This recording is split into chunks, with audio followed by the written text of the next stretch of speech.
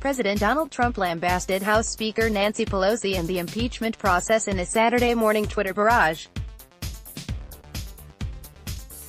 The president's missives follow the news on Friday that Pelosi is preparing to send the articles of impeachment against Trump to the Senate next week. Trump also lashed out against the FBI, as well as critics of his decision to kill Iranian Maj General Qasem Soleimani. The president falsely claimed Democrats had spent the last 3 days defending the Iranian general, echoing a sentiment from Republican Rep.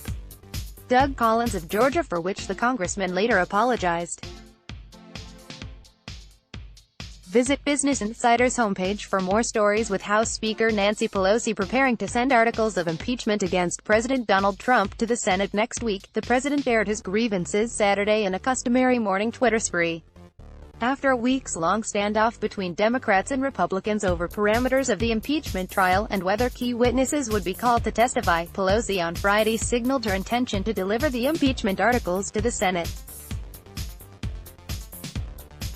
The 2 articles of impeachment against the president relate to his efforts to solicit foreign interference in the 2020 election by withholding military aid and a White House meeting from Ukraine to encourage the country to investigate former Vice President Joe Biden, a 2020 rival, and his son Hunter Biden. Trump unloaded on Pelosi and the Democrats in a series of tweets, reiterating his belief that he's innocent and citing new polling that supports his long-held view that the impeachment is a hoax that the country is eager to move on from.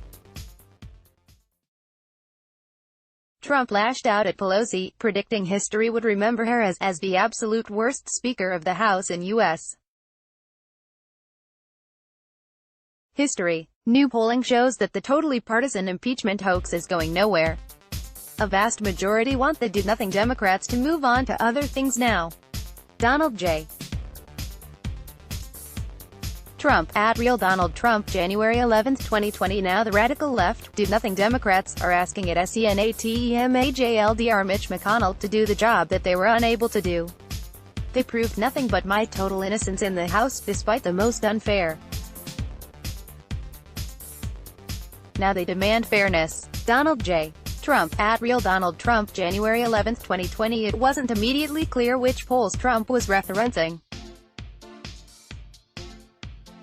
Polling analysis from 538 suggests a razor-thin majority of Americans support the impeachment process, while 47% of the country supports removing the Trump from office.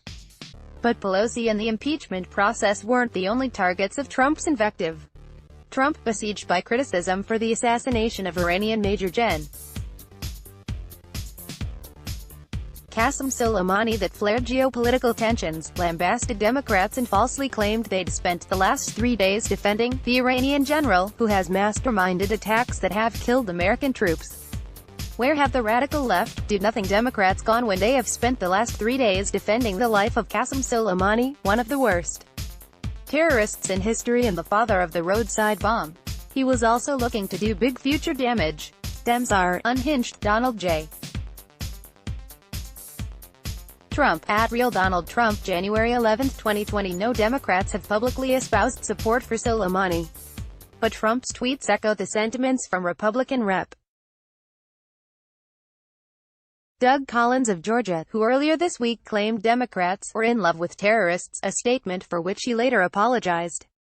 Collins' outburst was in response to the War Powers resolution that the Democratic-controlled House passed Thursday evening, which aimed to curb Trump's ability to take further military action against Iran.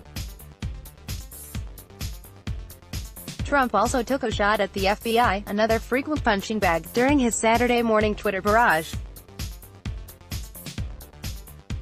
FBI director apologizes for FISA errors, of which there were far too many to be a coincidence. At Fox News, Chris, what about all of the lives that were ruined because of the so-called errors? Are these dirty cops going to pay a big price for the fraud they committed? Donald J. Trump, @RealDonaldTrump, January 11, 2020. But the president wasn't only on the attack, concluding by boasting a record 95% approval among Republicans and 53% approval overall. 95% approval rating in the Republican Party, a record. 53% approval rating overall. Can we add 7 to 10% because of the Trump thing?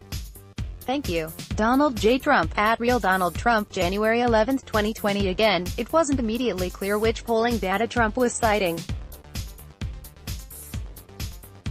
Aggregated polling by 538 suggests 53.5% of the country currently disapproves of the president's performance versus 41.8% that approves, figures that are in line with the Real Clear Politics polling average as well. Let's block ads. Why?